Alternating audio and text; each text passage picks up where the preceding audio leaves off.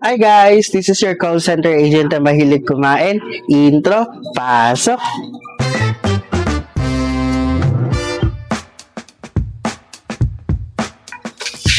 And for today's video, mag-unboxing tayo ng hindi basta-bastang tripod.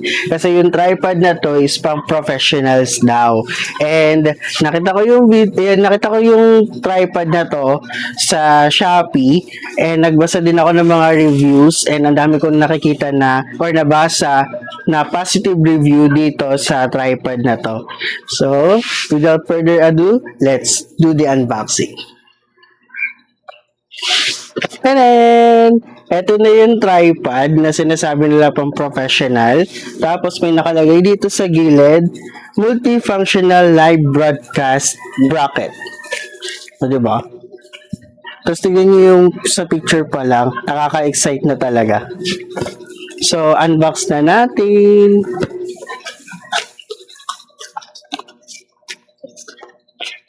Wow! O, diba?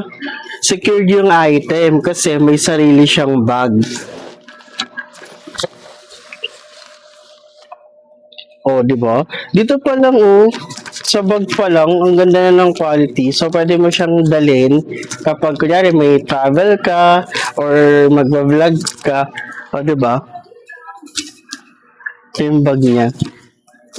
Tapos tignan na natin yung pinaka-item niya. So hugutin lang natin dito. Meron siyang phone holder para sa mga phones natin. And then, yung pinaka-tripod niya. O, diba? Ang ganda ng quality, Tingnan nyo. O, tapos yung paa niya, eto, nag-a-adjust siya sa surface na lalapagan nyo sa kanya. Like, for example, hindi pantay, ganyan, pwede mong i-adjust yung paa niya. And then, dito sa ilalim, eto, may hook siya, Like for example, kung meron kayong pagsusyutan, tapos medyo mahangin, pwede nyo lagyan ng pabigat dito. Pwede nyo isabit. Kunyari, mineral water, lagyan nyo lang ng tali para bumigat siya, ganyan. And ito, ganyan siya. Tapos, meron din siyang handle. Yung handle niya guys, is pwede siyang gamitin pang ganyan, pang tilt, ganyan, or pang rotate. Diba? Kung gusto niyo kumuha ng mga panorama or panoramic na video, ganyan, naro-rotate din siya. And pwede siyang i-tilt or i-flip. Yan. Ganyan. O, diba? Kung gusto niyo kumuha ng mga landscape, portrait, ganyan, pwede rin siya pa ganyan. Hindi ka na mahihirapan sa phone mo na mag-manual ka na ganyan.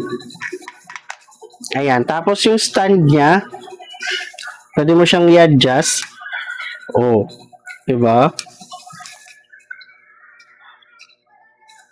Yung paa. Yan. Pag ganyan siya, katangkad, tapos, pwede pa natin i-adjust kung kulang pa sa inyo yung taas niya. Ayan.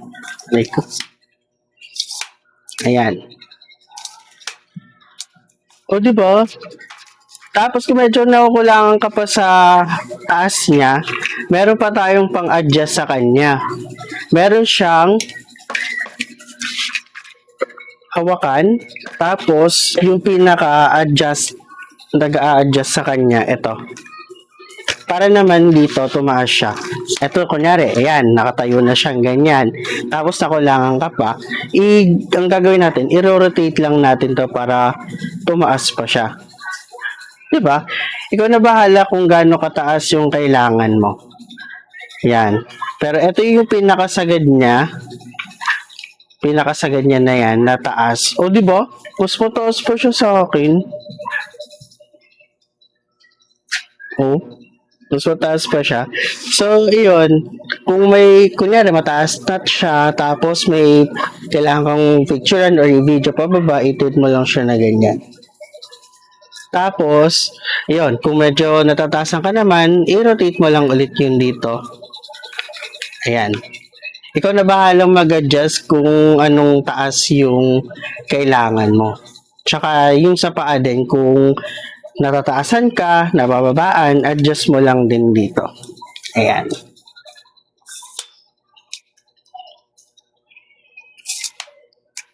Di ba?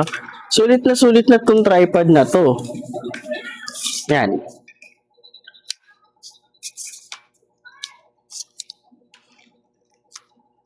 Heavy duty talaga, di ba? Tapos, hindi ka rin mahihirapan magdala nito kasi bukod nga doon sa may bag na siya, may designated handle pa siya dito. Ito, ano to, may foam siya malambot. Tapos, pwede rin siyang dito. Dito mo siya bitbitin. Ayan. O, diba? Tapos, madali lang siyang itiklop. Ayan. Diba? And ang maganda dito, guys, meron pa siyang shutter, remote shutter. Removable to. Connect nyo lang sa phone nyo via Bluetooth.